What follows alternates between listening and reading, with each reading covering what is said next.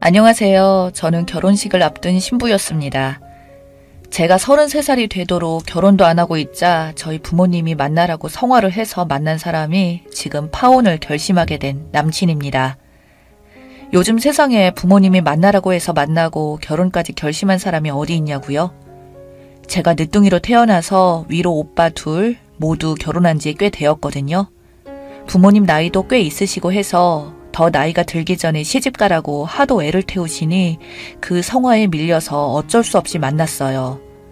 저의 절친 2명도 아직 미혼이라 쿵짝이 잘 맞아서 외롭지도 않았고 직장도 짱짱하고 부모님 집에서 편히 밥아도 먹고 차곡차곡 적금 통장 굴려가며 한창 재미나게 살고 있었죠. 그래서 별로 결혼 생각도 하지 않고 살았습니다. 기혼인 회사 언니들 보면 사는 게 별로 좋아 보이진 않더라고요. 그런데 저희 부모님은 제가 무슨 짐짝인 것 마냥 빨리 결혼을 보내버리고 싶어 하셨습니다. 사실 전 혼자 어떻게 잘 살아볼까 하는 생각 중이었는데 저희 부모님도 나이가 많으셔서 언젠가는 누군가 돌봐드려야 했고 솔직히 2 오빠들이 있어도 믿음이 가지 않아서 최대한 부모님 곁에서 챙겨드리고 싶은 마음도 있었습니다. 그렇지만 어떻게 합니까? 제가 시집 가는 게 소원이라는데 노력은 해봐야죠. 사실 그동안 부모님 지인들을 통해서 소개팅을 여러 번 받았습니다. 기본적으로 조건들은 다 좋았어요. 그중에 만난 사람 중에 한 명이 지금의 남친이었습니다. 남친은 나이가 저보다 1살이 어렸는데 사형제 중에 막내였어요. 한 6개월 정도 가까이 사귀다가 자연스럽게 결혼말이 오고 갔습니다. 이미 양가 어른들께서는 결혼을 서두르셔서 결혼은 생각보다 빨리 진행이 되는 듯 했습니다. 상견례도 마치고 결혼식 날짜가 잡히자 남친이 계모임 하는 곳에 저를 데리고 갔어요. 계원이 모두 12명이라고 했는데 참석한 숫자는 10명 정도 되어 보였죠. 같은 회사, 같은 기술직들끼리 하는 계모임이었습니다. 결혼한 계원은 부부가 함께 참석하는 모임이었기에 조금 기대가 되었습니다. 누구나 다 아는 공기업이라서 회원들과 친하게 지내면 좋을 것 같다는 생각이 들었고 평소에 함께 할 수 있는 분들에게 첫인사하는 자리라서 나름 신경 써서 단정하게 차려입고 남친 따라갔어요. 다들 미리 와서 저희 커플을 기다리고 있더라고요.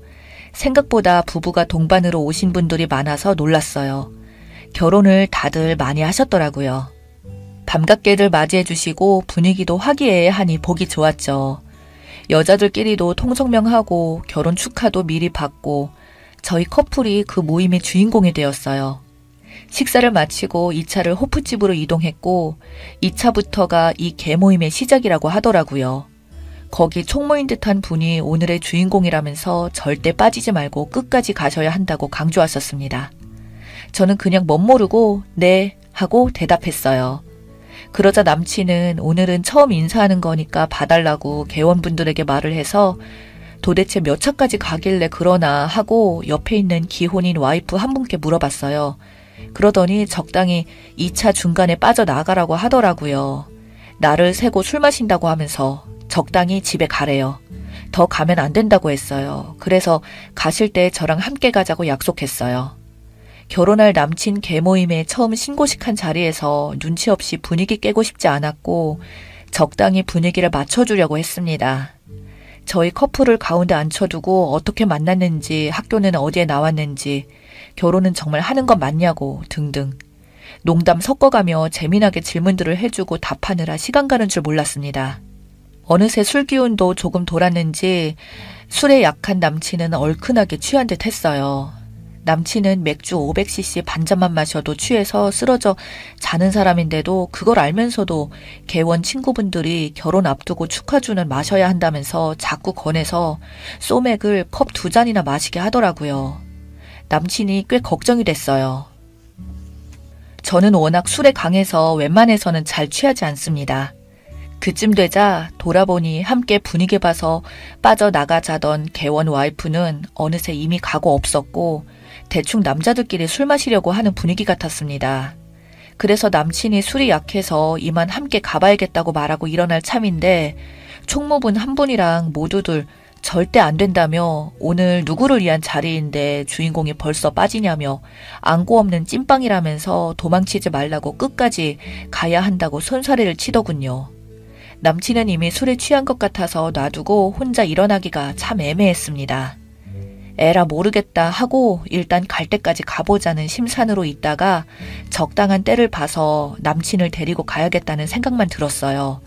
그래서 계속해서 부어라 마셔라 하는 분위기 속에서도 마시는 척 하면서도 얼른 술을 다른 잔에 버려가며 버텼습니다. 그러다가 개원 중 한 명이 농담도 섞어가며 분위기를 주도해 가는 듯 했는데 갑자기 저한테 남친이 결혼할 여자라며 데리고 온 게 이번이 3번째라고 하더군요.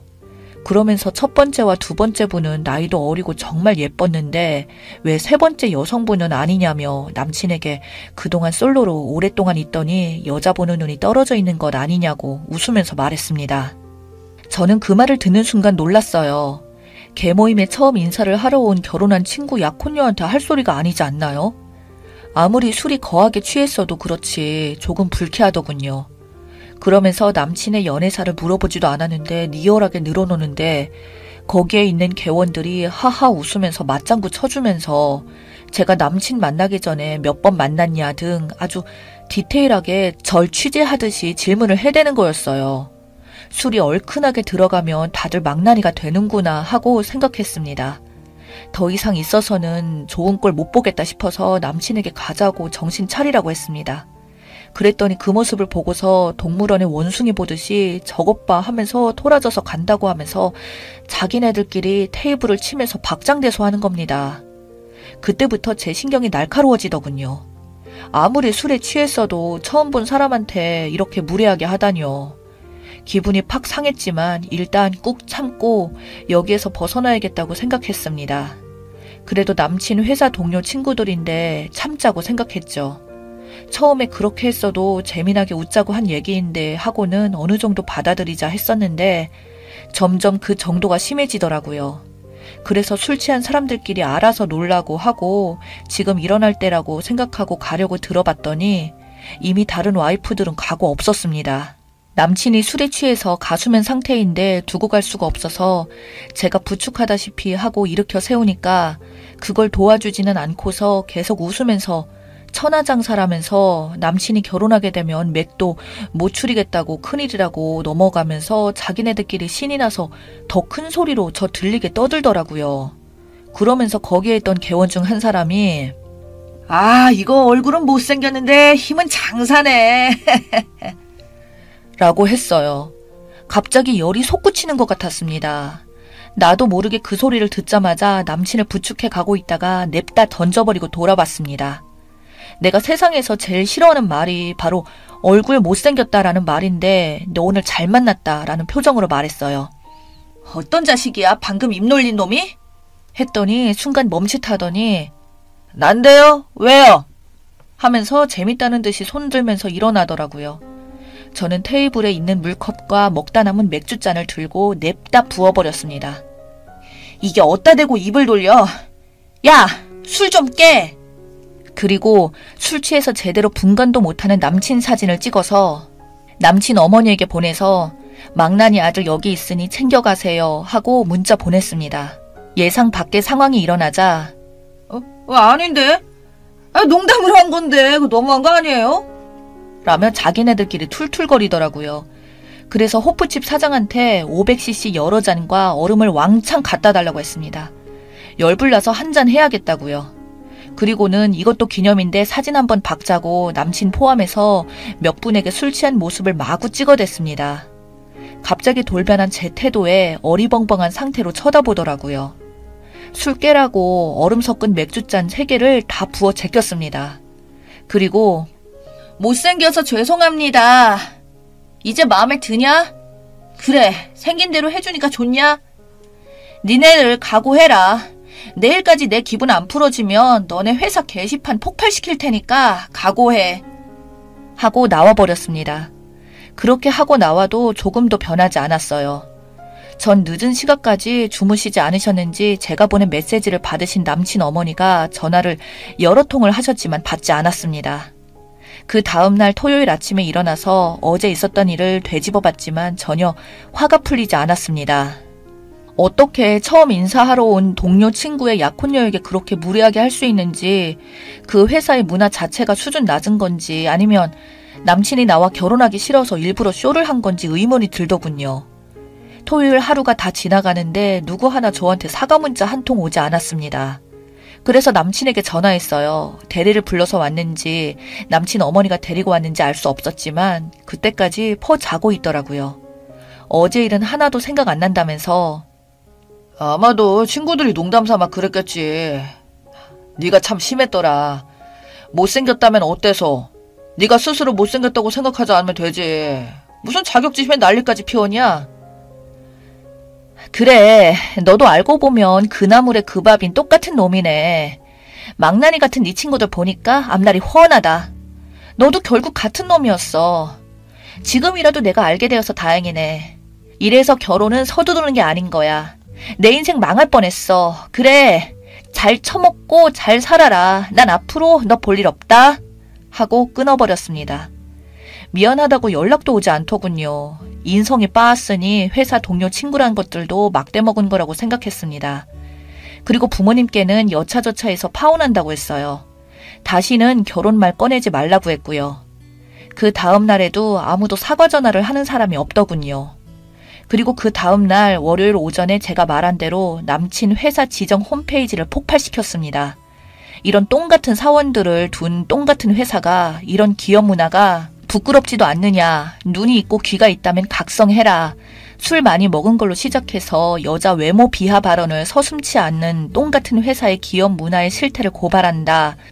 술 취해서 해롱해롱한 상태의 남친과 망나니 친구들 사진을 글과 함께 올렸습니다.